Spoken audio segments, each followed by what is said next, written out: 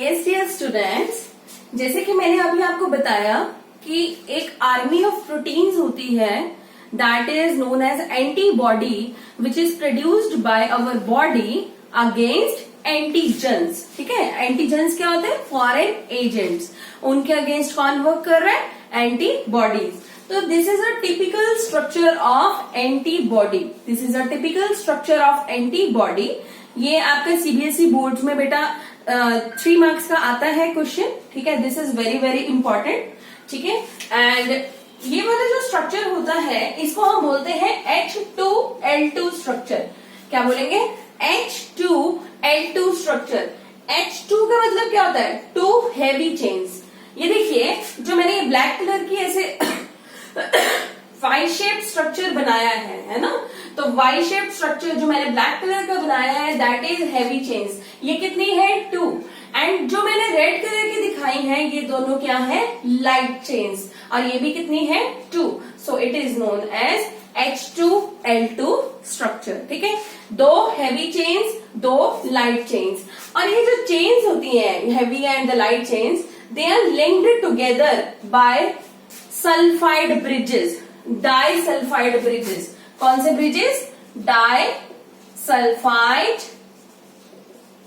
Bridges, like this. ठीक है, disulphide bridges. Now this is a typical structure of antibody. ठीक है जी। अच्छा, अब ये एंटीबॉडीज भी हमारे पास 5 टाइप्स के होंगे। IgA, IgG, IgE, IgM, clear? IgA, IgG, IgE, IgM. A stands for immunoglobulin. Ig stands for immunoglobulin. Alpha, immunoglobulin alpha. ये वही IgA है जो कि कोलेस्ट्रम में पाया जाता है। Colostrum, what is colostrum? The first milk of mother. आपने सुना ही है और आपने पढ़ा भी है कि जो फर्स्ट मिल्क ऑफ मदर है that is highly nutritious for the child. क्यों? क्योंकि उसके अंदर कौन सा इम्यूनोग्लोबिन नेचुरली पाया जाता है? It's immunoglobulin A or alpha. Then IgG, immunoglobulin gamma, immunoglobulin gamma.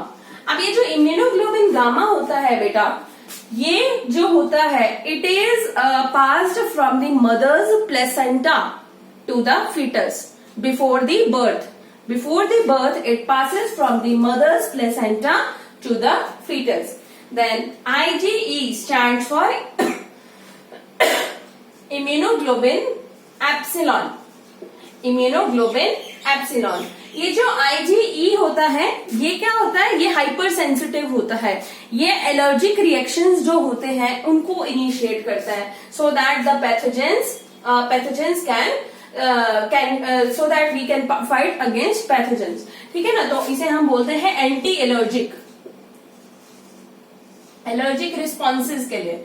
ठीक है, जैसे पैथोजेंस की एंट्री हो रही है उसके कारण कई बार रेडनेस हो जाती है, स्वेलिंग हो जाती है, फीवर हो जाता है, तो that is due to IgE। And IgE is also hypersensitive in nature. Very important, hypersensitive. IgM जो होता है, IgM stands for immunoglobulin mu, MU, immunoglobulin mu। जो immunoglobulin mu होता है इट इज वेरी पावरफुल। क्या होता है? ये बहुत ज्यादा पावरफुल होता है। ठीक है, एंड मोर ओवर ये सबसे पहले अटैक करता है। It is the first immunoglobulin that will attack against any kind of pathogen. So first to attack. Clear? ये कुछ इंपॉर्टेंट चीजें हैं जो आपको पता होनी चाहिए अबाउट द एंटीबॉडी. ठीक है, I hope it is clear. Okay, now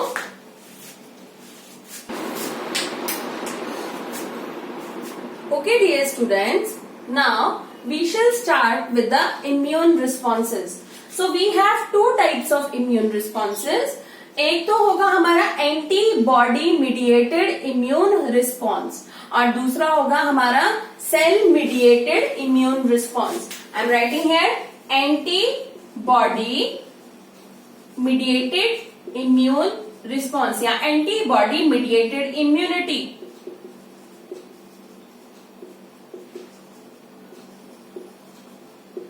और ये जो होगी ये क्या होगी? Cell mediated immunity.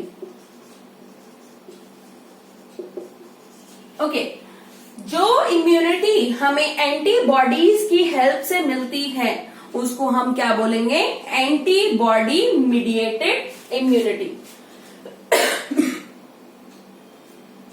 ये जो एंटीबॉडी मीडिएटेड इम्यूनिटी होती है, इस एंटीबॉडी मीडिएटेड इम्यूनिटी को हम और क्या बोलते हैं? ह्यूमरल इम्यून रिस्पॉन्स, है ना. जैसे मैंने अभी आपको एंटीबॉडीज का स्ट्रक्चर बताया, मैंने आपको टाइप्स ऑफ इम्यूनोग्लोबिन्स बताए. तो वो जो होते हैं वो जिस टाइप ऑफ इम्यूनिटी के लिए रिस्पॉन्सिबल होंगे वो कौन सी होगी? Antibody mediated immunity. Cell mediated immunity is the immunity which is provided by T lymphocytes. किसके थ्रू? T lymphocytes. हमने करा ही था कि there are two types of cells, two types of lymphocytes, B lymphocytes and the T lymphocytes. तो जो T lymphocytes के through होगी उसे हम बोलते हैं cell mediated immunity.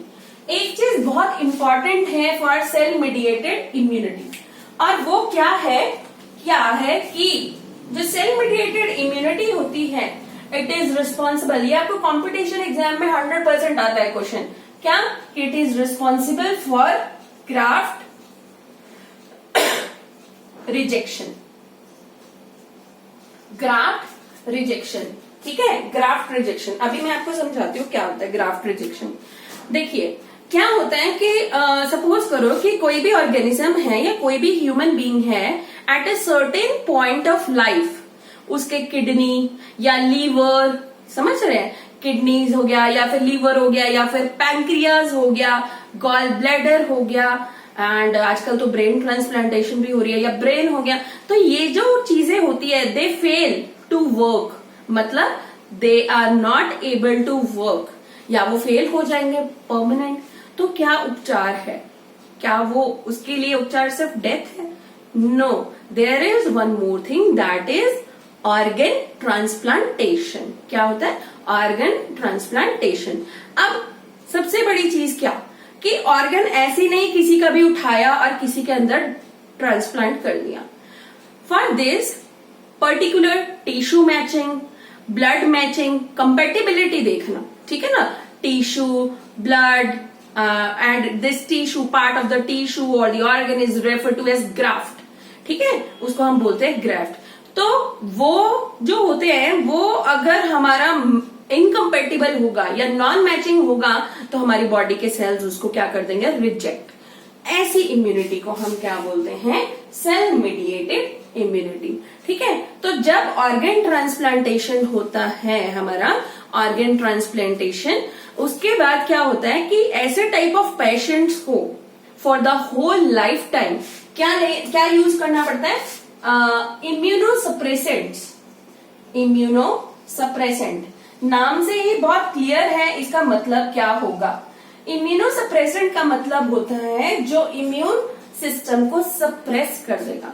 तो ऐसे जिसके अंदर भी ऑर्गन ट्रांसप्लांटेशन हुआ है वो भी कंप्लीट मैचिंग के साथ, समझ रहे हो, कंप्लीट मैचिंग के साथ, चाहे वो बिल्कुल ही उसका क्लोज रिलेटिव था लेकिन स्टिल उसके लिए भी उस पेशेंट को for the whole life time immunosuppressants दिए जाएंगे. क्यों?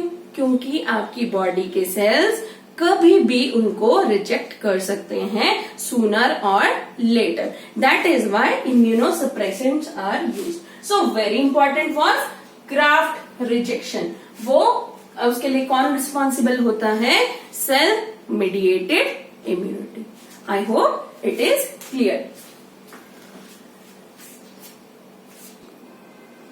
Yes, dear students, now we will move towards two types of immunity, and that is active immunity and passive immunity. Active immunity and passive immunity. Active immunity कौन सी होती है?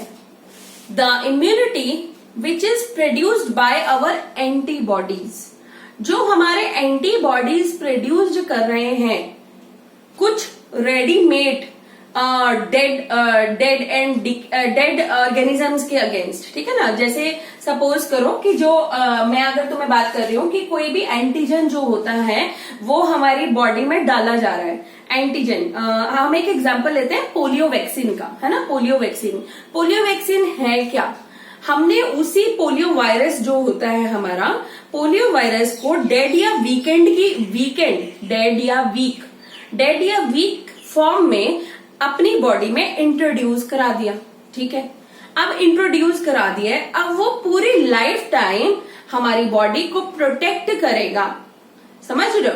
पूरी life time हमारी body को protect करने वाला है against the polio virus. So it's very simple. क्या बात कर रही हूं मैं एक्टिव इम्यूनिटी में? सपोज करो कि कोई भी पर्टिकुलर डिजीज था और उसके अगेंस्ट क्या होता है, डेड और weak antigen is introduced in the form of vaccine, तो अब क्या होगा, उसके अगेंस्ट क्या प्रोड्यूस होंगे, antibodies. So antibodies will be produced for whole life. That kind of immunity is known as active immunity. ये जो active immunity है बेटा and passive immunity, they both are parts of acquired immunity. Okay. So dead or weak antigen is introduced in the form of vaccine. So antibodies will be produced for whole life. इसे हम बोलते हैं active immunity, number 1। Number 2, it is slow and long lasting. ठीक है जी, it is slow and long lasting. मैं इसमें आपको एग्जांपल देती हूँ। बीसीजी वैक्सीन, ये पहला वैक्सीन दिया जाता है after the birth of a child, ठीक है। BCG vaccine, polio vaccine, hepatitis, ठीक है, डीपीटी वैक्सीन। तो ये सारे के सारे कौन सी फॉर्म्स हैं? They all are the forms of active immunity. पर जो पैसिव इम्यूनिटी होता है उसमें हम क्या करते हैं, उसमें हम रेडीमेड कोई भी चीज रेडीमेड, है ना, इंस्टेंट खाना। अब जैसे हम लोग लेकर आते हैं इंस्टेंट मैगी, इंस्टेंट ओट्स खाते हैं, ठीक है। थोड़ी देर के लिए भूख शांत होगी, फिर से लग जाती है, वेरी सडनली। आप घर की रोटी खाते हैं तो आपको ऑटोमेटिकली लेट भूख लगती है ना। तो वो क्या हो गई, वो होगी एक्टिव। अब एकदम से सडनली इंस्टेंट कोई चीज हो रही है, तो when readymade antigens are ready-made antibodies are introduced against antigen is called passive immunity. ये जो होगी ये फास्ट है बट लॉन्ग लास्टिंग नहीं है, सो it is for shorter duration. जैसे हम एग्जाम्पल बात करते हैं, टेटनस, है ना, चोट लगती है, घर में बोलते हैं मम्मी या आपके पेरेंट्स बोलते हैं कि टेटनस का इंजेक्शन लगवा लो। हर 6 महीने में रादर हमें लगवाना चाहिए, है ना, तो वो क्या है, that is passive kind of immunity.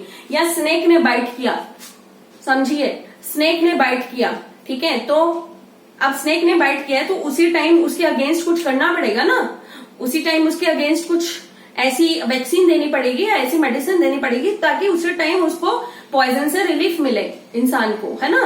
तो अगेंस्ट स्नेक विनोम, तो ये जो होगा स्नेक विनोम, विनोम क्या होता है, पॉइजन ऑफ स्नेक, तो अगेंस्ट स्नेक विनोम, तो ये क्या है, such kind is a passive immunity. Even IgA of colostrum is a passive immunity. IgG from placenta of mother to fetus, ठीक है, from placenta of mother to fetus, ये भी क्या है, examples of passive immunity. So we have covered various types of immunities, various types of immune responses here and various types of antibodies and the two types of lymphocytes, B lymphocytes and the T lymphocytes. I hope all the tutorials are clear to all of you. Thank you and have a nice day.